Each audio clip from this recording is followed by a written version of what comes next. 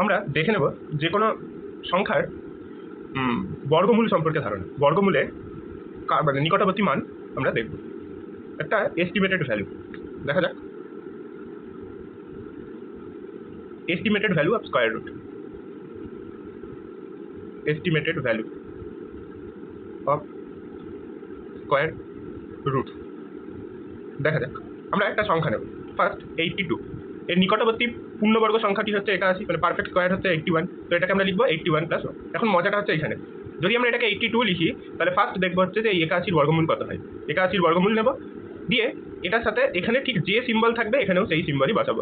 এরপরে কি হবে, এই যে 1টা বসাবো, আর এই যে এইটা ভ্যালুটা হবে হচ্ছে 9, তাহলে এটা যদি 9 হয় তাহলে ঠিক এর ডবল এখানে বসাবো 1/18।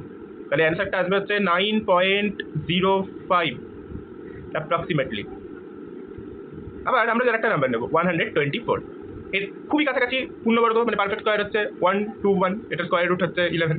তো আমরা এটাকে একটু এভাবে লিখে নেব 121 + 3। তাহলে √124 এর রেজাল্টটা হবে হচ্ছে